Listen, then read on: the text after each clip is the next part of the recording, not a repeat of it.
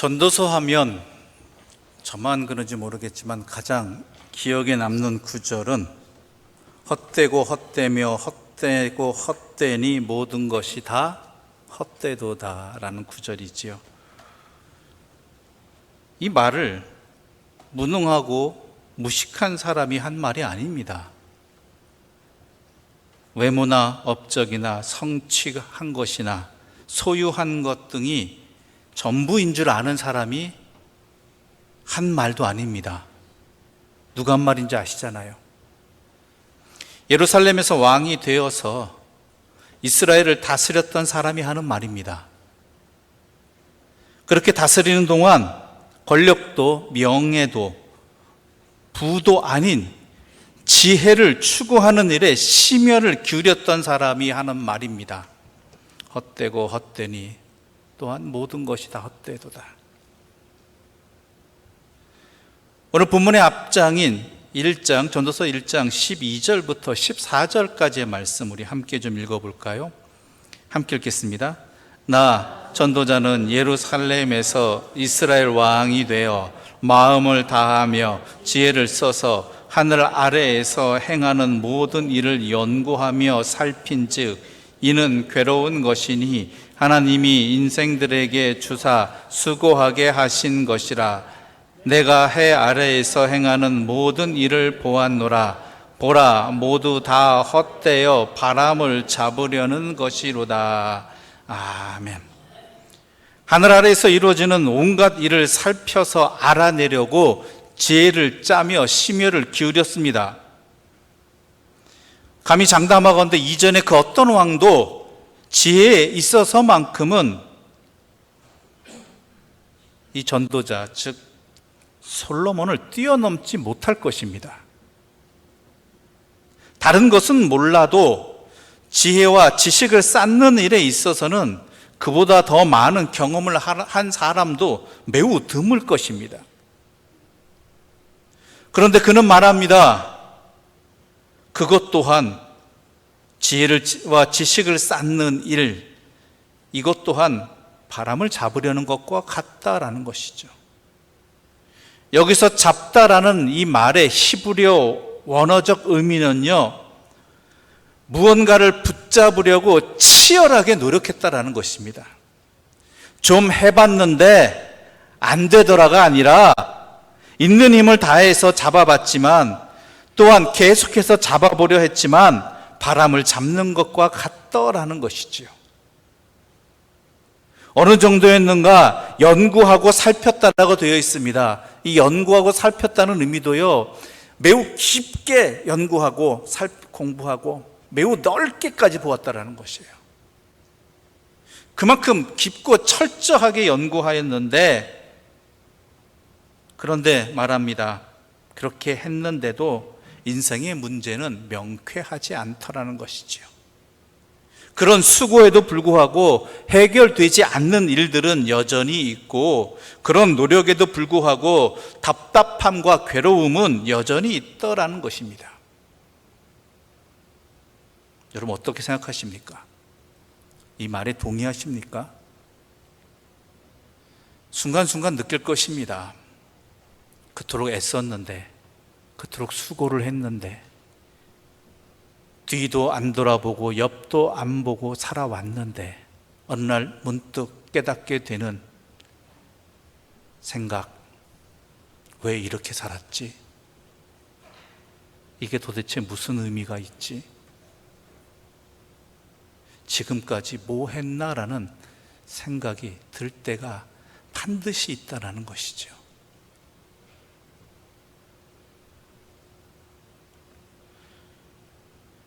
솔로몬은 그래서 말합니다. 모든 것이 헛되다라는 것이죠. 그런데요, 우리가 알다시피요, 이것이 인생의 결론은 아닙니다. 모든 것이 헛되다는 것이 인생의 결론이 아닙니다. 결국 이 이야기는 솔로몬도 같은 결론입니다. 헛되고 헛되며 헛되고 헛되는 모든 것이 헛되다고 이야기하지만 이 말은요, 인생의 모든 것은 헛될 뿐이다라는 그러한 절망의 결론이 아니라는 것이죠. 그렇다면 솔로몬은 왜 이렇게 말했을까? 도대체 헛되다고 말하는 이유가 뭘까? 그가 말하는 헛된 것이 도대체 뭘까라는 것을 우리는 이 성경 말씀을 통해서 살펴보아야 한다는 것이죠. 왜냐하면 만약 세상살이 모든 것이 헛된 것으로 결론이 난다면요, 우리 인생 그렇게 열심히 살 필요가 없잖아요. 그렇죠? 헛된 것으로 결론 나는 인생인데 뭐 그렇게 열심히 살아요? 아둥바둥하면서. 또 열심히 구하는 기도를 할 필요가 없잖아요. 결국 헛된 것을 구할 뿐인데 그렇게 열심히 구할 필요도 없어요. 게다가 만약 그렇다면 세상살이 모든 것이 헛된 것으로 결론이 난다면 하나님께서는 왜 우리에게 이 세상을 살아가라고 명하셨는가라는 거예요. 살아가게 하셨는가? 헛되다는 것을 깨닫게 하기 위해서 그러려고 하나님께서 우리 인생 살아가라고 하신 것입니까? 우린 다 알잖아요. 아니라는 것. 또 인생살이가 모두가, 세상이 모두가 헛된 것이라면은 왜 하나님께서는 그 헛된 세상을 주관하고 계시고 또한 창조하셨는가라는 것이죠.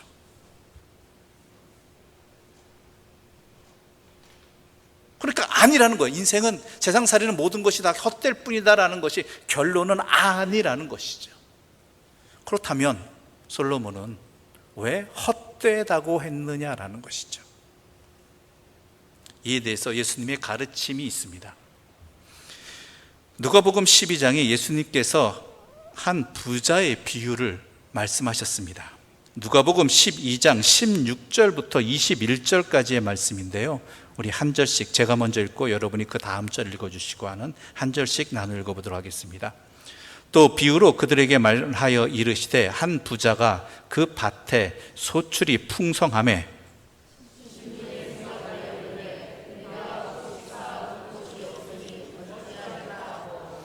또 이르되 내가 이렇게 하리라. 내 곡간을 헐고 더 크게 짓고 내 모든 곡식과 물건을 거기 쌓아두리라.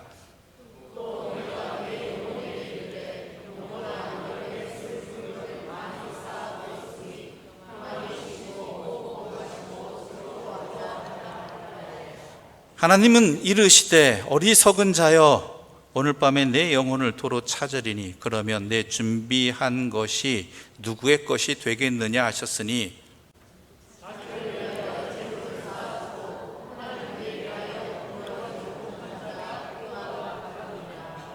아멘. 주님께서는 한 부자 이야기를 해주십니다. 근데 이 부자 이 비유를 얘기하신 이유가 뭐냐면 어느 한 사람의 엉뚱한 부탁 때문이었습니다. 예수님께서 사람들에게 말씀을 전하고 계셨는데요, 한 사람이 주님께 나옵니다. 그러면서 이렇게 말하죠. 주님, 내 형제에게 명해서 유산을 나와 나누라고 해 주십시오. 유산 다툼인 거예요, 형제끼리. 예수님께서는 이 형제 간의 재산 분쟁에 개입하기를 단호하게 거절하시면서 무리들을 향해 다시 말씀하십니다. 모든 탐심을 물리치라. 사람의 생명이 그 소유에 넉넉한 데 있지 아니하다라고 말씀하시면서 이 한 부자의 이야기를 하신 것입니다. 이 부자는 우리가 읽어보셨지만 미래를 열심히 준비한 사람입니다. 아마도 필요한 물건 이상의 것을 파종했을 것입니다. 그리고 그 수고한 결과가 너무나 좋았습니다. 어느 정도였는가? 자기가 얻은 것을 통해서 여러 해 동안 기쁨을 누릴 수 있을 것으로 예상할 정도였죠. 그래서 그는 이것저것 생각합니다. 곡간을 헐고 더 크게 짓자.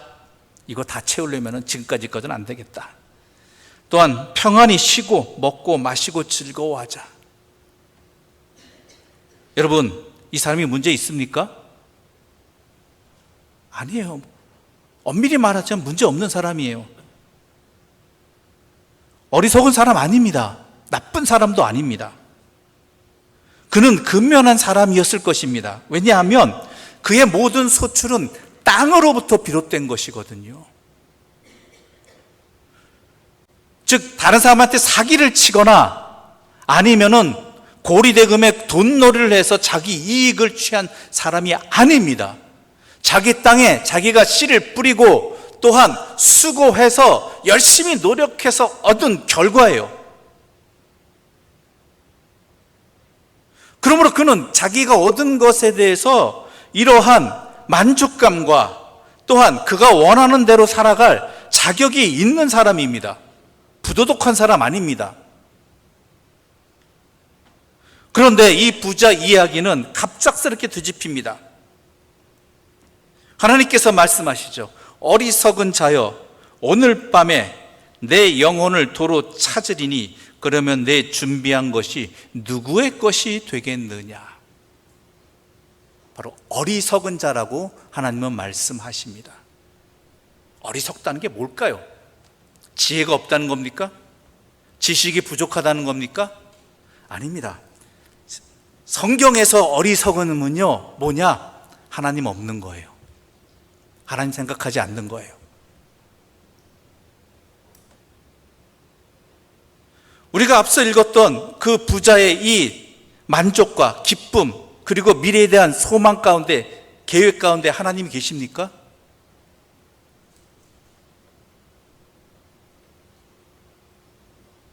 모든 생명의 주인이 하나님이시라는 것, 이것을 모르는 것이 어리석은 자입니다.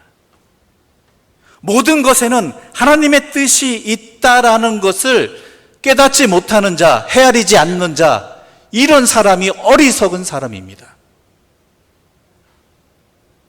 여러분, 우리 지난 한 주간의 삶을 돌아볼까요? 많은 사람들과 만났습니다. 이러저러한 이야기들을 나눴습니다. 또한 우리의 맡겨진 생업의 자리에서 열심히 수고들 하셨습니다. 그러한 모든 일 가운데 여러분, 하나님의 뜻을 살피고 하나님과 함께 한다라는 그러한 분명한 인식 속에서 살아오셨느냐라는 거예요.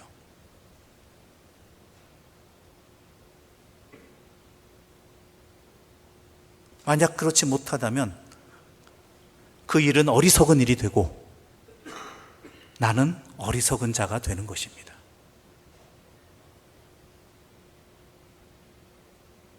소유가 많고 또한 자기 만족을 위해 누린다고 해서 모두 다 나쁘다고 말할 수 없습니다. 그런데 하나님에 대해 생각이 없다라면, 그 근거의 모든 삶의 자리에, 모든 상황 속에서 하나님이 없다라면, 생각하지 않는다면 그것은 탐심이 되는 것이고, 그 탐심은 나를 어리석은 자로 만들어버리게 되는 것이고, 내 삶의 주인이 하나님이 아니라 다른 것이 내 삶의 주인이 되게 하는 것입니다. 그게 어리석은 거예요.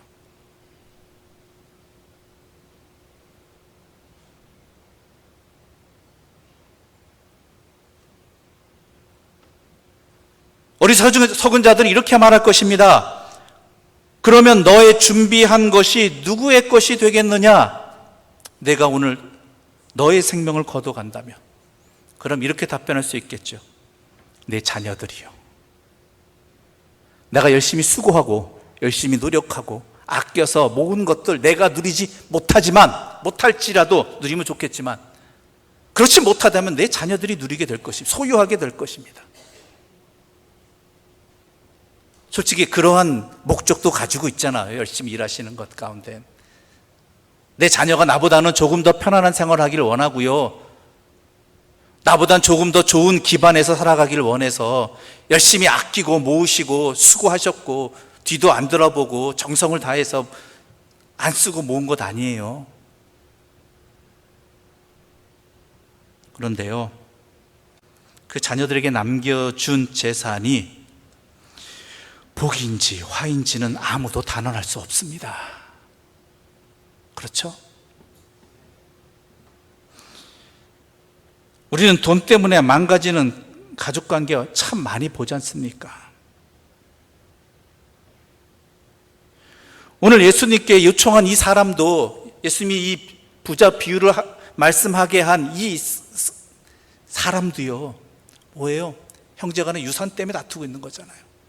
그것도 어때요? 관계된 사람이 아니라 생판 모르는 남한테, 게다가 어떻게 해요? 비밀이 와서 얘기한 것도 아니라 많은 사람들이 듣는 앞에서 예수님, 내 형제가 나와 유산을 제대로 좀 나누게 해주십시오. 이 얘기하고 있으면 동네방네 소문 내는 거죠. 이거는 망신이죠.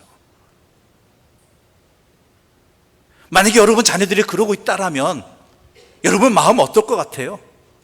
물론 여러분이 이 세상을 떠난 뒤겠지만 아닐 수도 있고요. 기껏 여러분들이 수고해서 애쓰고 모아서 물려준 것들이 도리어 서로 간의 형제 간의 다툼의 원인이 되고 도리어 동네방네 망신되는, 저 집은 저래라고 이야기, 가십거리가 되게 하는 그런 일들로 벌어진다라면, 원인이 된다라면 여러분들이 물려준 것이 얼마나 헛된 것이 됩니까? 그러라고 물려준 것 아니잖아요. 그렇게 하라고 여러분이 수고하고 아낀 것 아니잖아요. 솔로몬도 마찬가지입니다. 이를 안타까워하면서 유산을 위해서 수고한 부모의 노력이 얼마나 헛된 것인가를 말하고 있습니다. 오늘 보면 전도서 2장 18절부터 20절까지의 말씀 우리 함께 읽어보겠습니다. 함께 읽겠습니다. 내가 해 아래에서 내가 한 모든 수고를 미워하였노니 이는 내 뒤를 이을 이에게 남겨주게 됨이라. 그 사람이 지혜자일지 우매자일지야 누가 알랴마는 내가 해 아래에서 내 지혜를 다하여 수고한 모든 결과를 그가 다 관리하리니 이것도 헛되도다. 이러므로 내가 해 아래에서 한 모든 수고에 대하여 내가 내 마음에 실망하였도다. 아멘. 어떤지 아시겠죠? 내가 평생을 수고하고 아껴서 남긴 것을 받는 그 자녀가요, 지혜로운 자일지 어리석은 자일지 나는 모른다예요. 내 눈앞에서야 좋죠. 근데 모른다예요. 영국의 유명한 문호인 윌리엄 셰익스피어의 작품 중에 리어 왕이라는 작품이 있습니다. 리어 왕은 브리튼 왕국의 왕이었죠. 그가 노년에 한 결심을 합니다. 내 왕국의 재산을 내 자녀들에게 나눠줘야겠다. 리어 왕에게는 세 딸이 있었죠. 그래서 세 딸에게 나눠주기로 결심하고 불러 모읍니다. 그리고 물어봅니다. 너희는 나를 얼마나 사랑하느냐? 그러자 뻔한 얘기잖아요. 재산이 걸려 있는데 첫째 딸하고 둘째 딸하고는 아주 온갖 아부와 아형을 떨면서 자신이 얼마나 아버지를 사랑하는지 아주 너무나 잘 말해가지고 이 리어 왕이 흡족해하면서 첫째와 둘째에게 자신의 재산을 나눠줍니다. 셋째에게도 묻죠. 근데 이 셋째는 어땠을 것 같아요? 제일 총애하는 딸에게 왕이. 근데 이 코델리아 공주, 막내가 코델리아 공주인데 드릴 말씀이 없습니다 라는 거예요. 그 아버지는 실망을 하죠. 이게 무슨 소린가? 내가 그토록 총애를 했는데 나에 대해서 할 말이 없다라니. 다시 한번 말합니다. 너는 나를 얼마나 사랑하는지 말해다오. 너희 언니들이 하는 말 들었지 않느냐? 그러자 말하죠. 드릴 말씀이 또 없습니다. 아버지를 사랑하는 건 당연한 일입니다. 그런데 이 아버지 귀에는 이게 안 들려요, 제대로. 그래서 어떻게 하죠? 셋째에게 줄목까지 첫째하고 둘째에게 나눠주고 셋째는 쫓아내버리죠. 이 리어 왕의 계획 속에서는 딸들에게 나눠주고 자신은 딸들과 함께 살면서 노후를 편안하게 즐기고 싶었을 계획이었을 것입니다. 왜냐하면 왕이 되어서 얼마나 많은 수고를 감당했는데요. 그런데 결론은 아시겠죠? 예측되시죠? 재산을 받은 첫째와 둘째가 점점 본색을 드러내죠. 아버지를 귀찮아합니다. 결국은 첫째한테 쫓겨나고 둘째한테 갔는데 둘째한테도 쫓겨납니다. 결국 아버지 미쳐버립니다. 그런 아버지의 소식을 들은 셋째는 언니와 전쟁을 합니다. 근데 권선징악이 아니에요. 죽어버려요. 패해서. 그럼 나머지 둘 딸은 잘 지냈느냐? 아니요. 서로 싸워서 서로 죽입니다. 모두 죽어버립니다.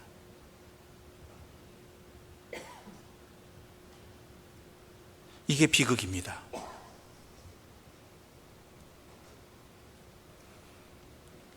솔로몬도 마찬가지입니다. 그 아들 르호보암 어땠습니까? 왕이 된 지 얼마 되지 않아서 나라를 두 쪽으로 나눠지게 했습니다.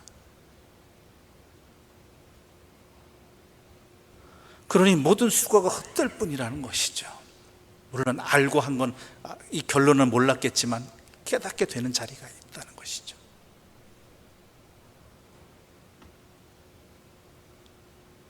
그런데 여러분, 재산이 문제가 아닙니다. 돈이나 지식, 수고하는 것, 성실하게 사는 것, 이것을 통해서 우리가 인생에 얻는 것들이 참 많습니다. 그것들을 무시해서는 안 됩니다. 성실하게 살아야 되고요, 배워야 하고요, 또한 돈 아무것도 아닌 것 아닙니다.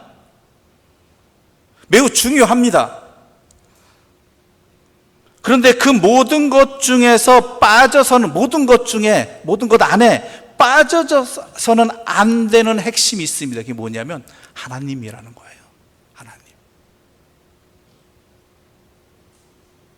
하나님 없으면 그 모든 것들이 다 허사가 되어 버린다라는 것이죠.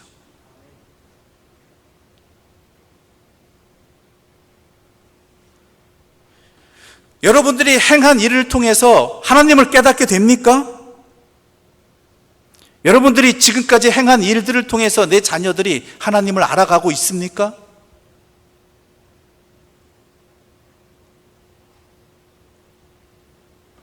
(24절부터 26절의) 말씀 함께 읽어보겠습니다.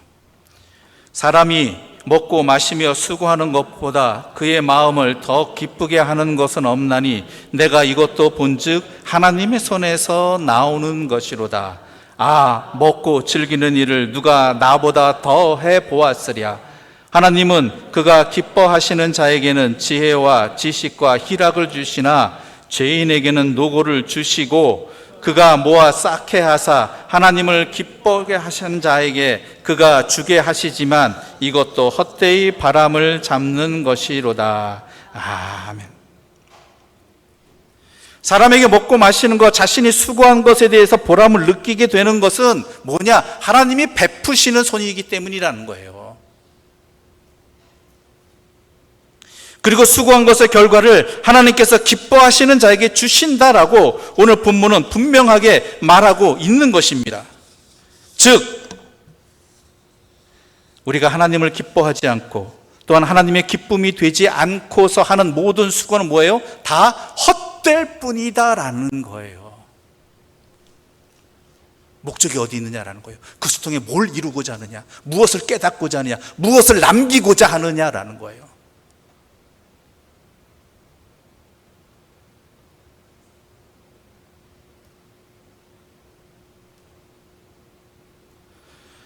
하나님만이 우리의 삶을 참된 것으로 바꿔주시는 유일한 분이십니다. 하나님의 손길이 닿으면 지식이 복이 되고요, 하나님의 손길이 닿으면 우리의 성공이 강력한 삶의 무기가 되는 것이고요, 우리의 성실함도 하나님 안에서, 하나님의 손길 안에 있을 때 축복이 되는 거예요.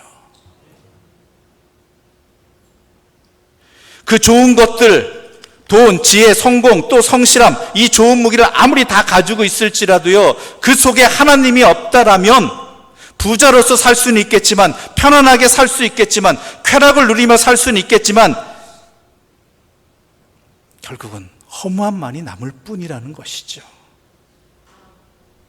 이것이 솔로몬이 하는 말입니다. 솔로몬이 내린 결론이에요. 그래서 헛되고 헛되니 모든 것이 다 헛되도다라고 이야기하는 거예요. 모든 것에서 하나님을 빼면 그냥 아무것도 아니에요.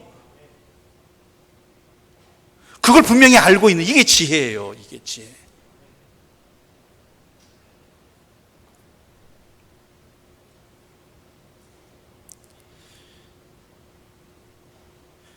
하나님이 사람을 진흙으로 빚으셨죠. 그렇죠? 그 안에 뭘 넣으셨죠? 하나님의 영을 넣으셨어요. 불어넣으셔서 사람이 되게 하셨죠. 그래서 우리는 하나님의 형상이 되고 하나님의 자녀가 된 것이죠. 그런데요, 그 진흙에서 하나님의 영을 빼면요, 결국 뭐로 끝나요? 흙으로 끝나는 인생이 되어버려요.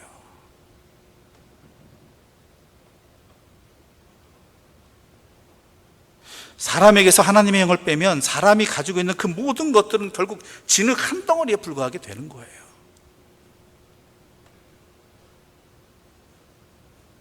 그러나 우리가 진흙과 같은 존재일지라도요, 우리 속에 하나님이 함께 하시면, 나의 모든 삶의 자리에 하나님이 함께 하신다라면 우리는요, 사람이고요, 진흙이 아니라 하나님의 자녀가 되는 거예요.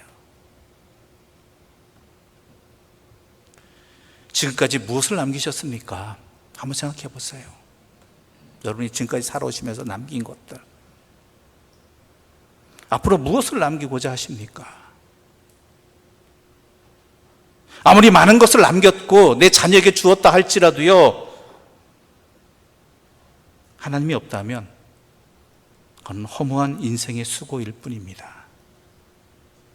아무것도 남기지 못했다 할지라도요, 하나님이 남았다면, 하나님이 함께 하신다면 그 인생은요, 성공한 인생이 되는 것입니다.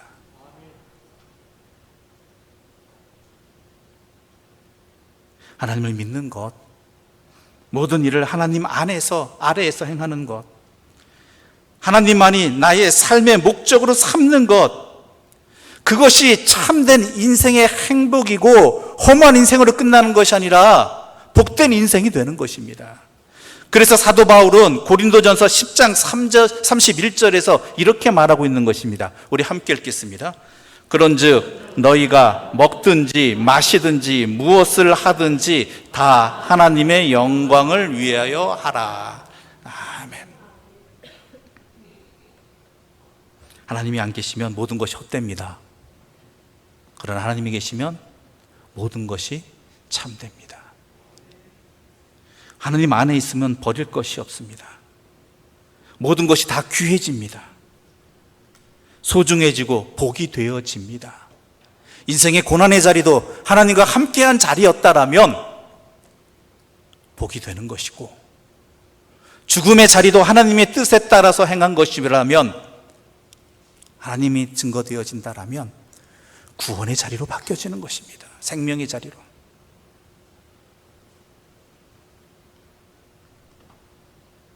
그러므로 지금부터라도 우리 다른 무엇을 남기는 자가 아니라 하나님과 함께하는 자, 하나님을 남기는 자, 항상 하나님의 영광을 목적으로 삼는 자로서 살아가시기를 바랍니다. 그것이 참된 인생은 내 인생 헛되지 않게 하는 것이고 내 수고가 헛되지 않게 하는 것입니다. 또한 내 자녀들에게도 마찬가지입니다. 무엇을 가르치고 무엇을 남기고자 하십니까? 하나님을 남기십시오. 하나님을 가르치십시오. 그것이 모든 것이 참되게 하는 지혜로운 길이고 생명의 길인 것입니다. 그러므로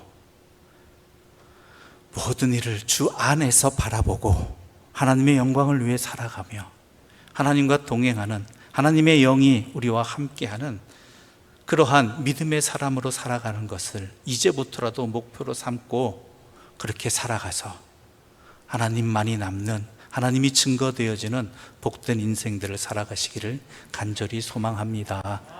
기도드리겠습니다. 하나님 아버지, 감사합니다. 우리 인생에 거둔 것, 수고한 것들이 돌아보면 그게 전부이고 그게 소중한 줄 알았지만 결국은 헛되고 허무할 뿐이라는 것을 오늘 이 말씀을 통해서 깨닫게 해주시니 감사합니다. 물론 그런 수고와 노력들이 헛된 것이 되지 않기 위해서 우리는 분명히 모든 삶의 자리에서, 모든 순간에서 하나님을 바라보아야 되고 하나님만이 목적이 되어야 되고 하나님만이 남겨져야 된다는 것을 깨닫게 해주셨으니 아멘으로 응답하며 우리의 삶의 모든 순간을 그렇게 살아가게 하여 주시옵소서. 무엇보다도 내 자녀들에게 헛된 것을 물려주어서 어리석은 자로서의 삶을 살아가지 않게 해주시고, 모든 수고와 모든 노력에 함께 하시는 하나님이 증거되어서 그들에게 가르치고 함께 하여서 참된 생명과 평안과 복된 기쁨의 삶을 살아가게 하여 주시옵소서. 영생의 삶을 함께 살아가게 하여 주시옵소서. 예수님의 이름으로 기도드립니다. 아멘.